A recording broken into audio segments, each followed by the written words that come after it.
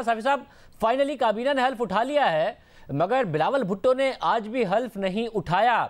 अब नूली कह रही है कि वो वापस आकर उठा लेंगे। पीपल्स पार्टी की तरफ से कहा गया कि जी बिलावल भुट्टो एएनपी, बीएनपी और मोहसिन दावड़ को वजारत मिलने के बाद हल्फ उठाना चाहते हैं। फिर एक खबर ये आई कि वो जा रहे हैं लंदन और नवाज शरीफ से मिलेंगे। जो कुछ पीपल्स पार्टी को चाहिए वो नवाज शरीफ साहब से जाके मांगा जाएगा। क्या हो रहा है एग्जैक्टली? असल में इस मुल्क की बदकिस्मती ये है कि हमें हर वक्त किसी न किसी लाडला हमारे सरों पे मुसल्लत होता है। तो अभी तक इमरान खान साहब लाडलेपन का मुजाहरा कर रहे थे और अब बिलावल साहब जो है वो लाडले बने हुए हैं।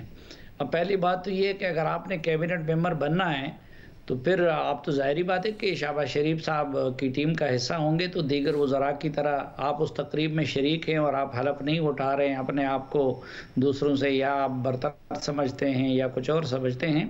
दूसरा ये बात भी गलत है, बल्कि इत्तेहादियों को ज़्यादातर पीपल्स पार्टी ने नाराज़ किया है, क्योंकि इन्होंने अपने आप से उनको जोड़ रखा था।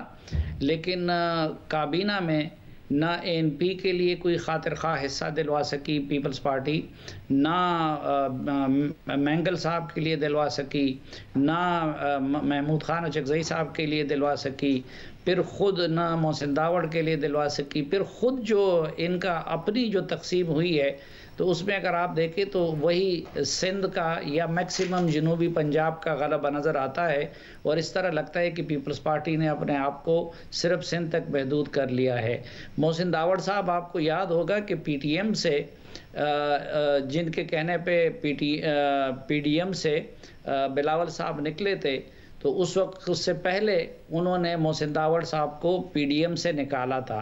तो वो मेरे ख्याल में अब पीपल्स पार्टी अपना हिस्सा काफ़ी, जिस तरह मौलाना साहब भी अपना खातिर खा हिस्सा ले चुके हैं और वो भी ले चुके हैं, तो पीपल्स पार्टी के आगे के लिए कुछ और भी अज़ाइम हैं और मज़ीद से मज़ीद लेना चाहती है। तो वो बिलावल साहब मेरे ख्याल में उसके लिए लंदन गए हुए हैं, इत्तेहादियों से उसका कोई ताल्लुक़ नहीं है। साहब, मगर ये इत्तेहाद सिर्फ पीपल्स पार्टी के वोटों पे तो नहीं खड़ा है। अगर मैंगल साहब अलग हो जाएं और सदर पाकिस्तान कहते हैं कि एतमाद का वोट लें, तो भी शहबाज शरीफ साहब के लिए मसाइल हो सकते हैं। अगर मुनव्वर अराकीन साथ ना हुए या फिर 63 के तहत कुछ और फैसला आ गया, तो ये अफोर्ड कर सकता है इत्तेहाद? आपके ख्याल में चल पाएगा इत्तेहाद अगले इलेक्शन तक, अगर इलेक्शन 2023 में होना है बकौल इनके?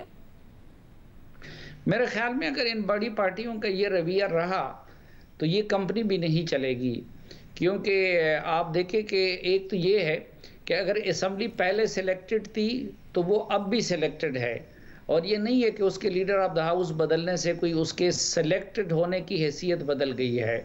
तो इसका असल मकसद तो ये होना चाहिए कि वो रिफॉर्म्स करे, वो इंतखाबी इस्लाहात करे और मुल्क को एक ट्रैक पे लगाए और फिर इंतखाबात की तरफ जाए। तो उसके लिए एक कौमी कंसेंसस चाहिए होगा, और कौमी कंसेंसस के लिए ज़रूरी है कि आप बलूचिस्तान को भी नुमाइंदगी कमा हक को दे दे, आप खैबर पख्तूनख्वा को भी दे दे, आप सूबों के बैलेंस को भी मद्देनज़र रखें। और फिर ठीक है, एक जमात की पिछले इलेक्शन में उसकी सीटें कम आई होंगी, अब मसलन एएनपी है, लेकिन उसका ये मतलब नहीं है कि वो कोई मौसर जमात नहीं है, या अचकज़ई साहब की जमात है, या मैंगल साहब की जमात है, या बाकी बाप पार्टी के जमात हैं।